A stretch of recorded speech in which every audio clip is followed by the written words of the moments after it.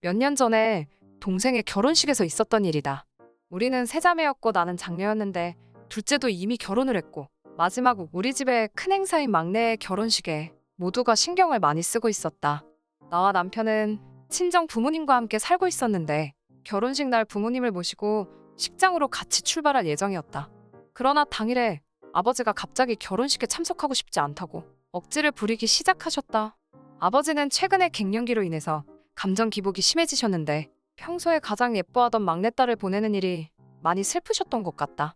나는 동생의 부탁으로 식장에 빨리 가기로 약속을 했기 때문에 마음이 초조해졌는데 내가 잘 설득해서 너무 늦지 않게 아버지와 택시 타고 갈게.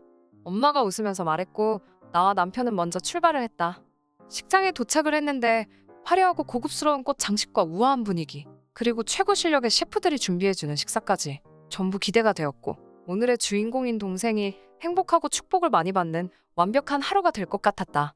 나는 우선 동생을 만나러 신랑 신부대기실로 향했고 안에서 남녀의 목소리가 들렸기 때문에 아무 생각 없이 노크와 동시에 문을 열었는데 신랑이 동생이 아닌 어떤 여자와 합체를 하고 있었다. 나는 너무 당황스러워서 순간 굳어버렸는데 이미 문을 열기 전부터 드레스를 입은 동생을 찍기 위해서 핸드폰은 동영상 촬영 모드가 되어 있었고 자연스럽게 증거 영상이 녹화가 되고 있었다. 찰나의 순간이었지만 신랑과 여자의 적나라한 자세와 놀란 얼굴이 선명하게 찍혀 있었고 나는 너무 충격이고 황당해서 그들을 뒤로하고 문을 닫고 나왔다.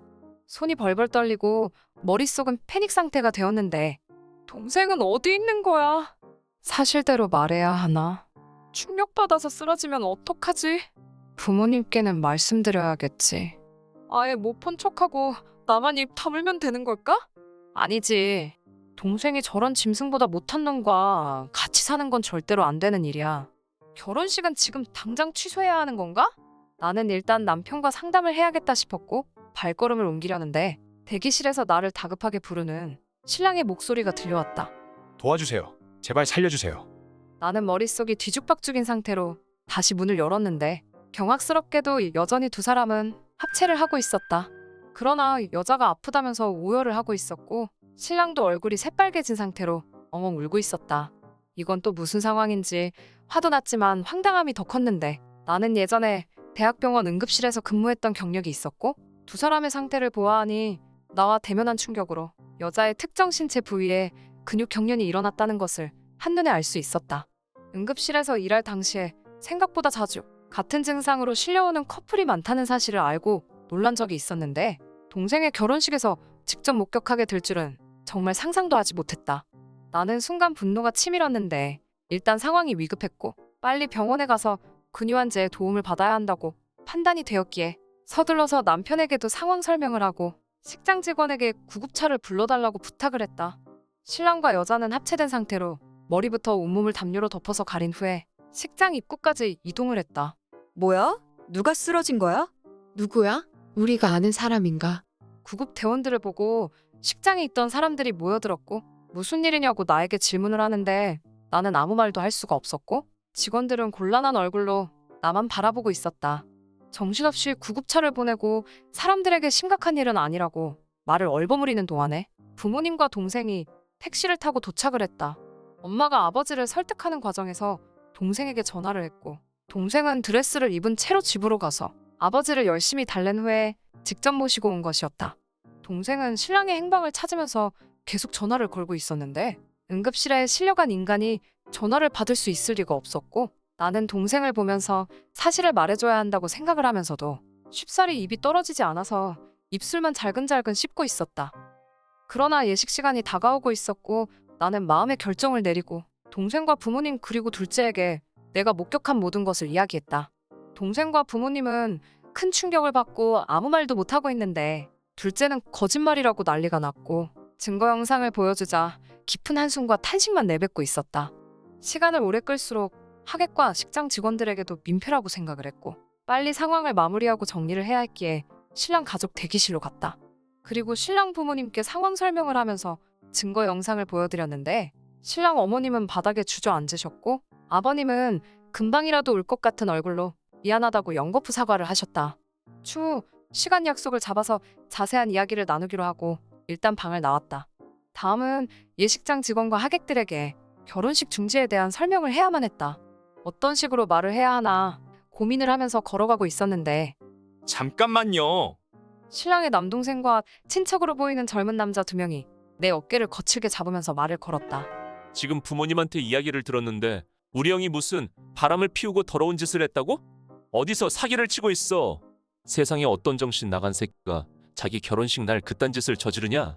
증거 동영상이 있다면서? 우리한테도 보여줘야지. 미친 헛소리 하는 거라면 각오하는 게 좋을 거야. 나는 생각지도 못한 전개에 어안이 벙벙해졌고 남편과 같이 오지 않은 것에 대해서 후회를 했다. 그리고 신랑의 합체를 목격한 순간부터 힘들게 이성의 끈을 붙잡고 있었는데 상식을 벗어난 남자들의 행동으로 인해서 지금까지 애써 참아왔던 분노가 한 번에 터져버리고 말았다. 뭐라고? 내가 사기를 치는 거라고? 헛소리 하는 거면 각오를 하라고? 진짜 어이가 없네. 당신들 태도를 보아하니 신랑 인성이 그따위인 것도 납득이 간다. 증거? 원하는 대로 얼마든지 보여줄게. 나는 남자들을 노려보면서 소리를 질렀고 완전히 이성을 잃은 상태로 하객들이 기다리고 있는 식장으로 가서 아무 망설임도 없이 마이크를 잡았다. 결혼식에 와주신 하객 여러분들께 정말 죄송한 말씀을 드립니다. 지금 이 시간부로 결혼식은 거행할 수가 없게 되었습니다. 오늘의 주인공인 신랑이 대기실에서 다른 여성과 합체하고 있는 것을 제가 목격하게 되었고 이게 바로 증거 동영상입니다. 하객들은 놀라움을 감추지 못하고 웅성거리기 시작했다. 이 아줌마가 지금 뭐 하는 거야? 당신들이 증거 동영상을 보여달라면서? 원하는 대로 해주고 있잖아.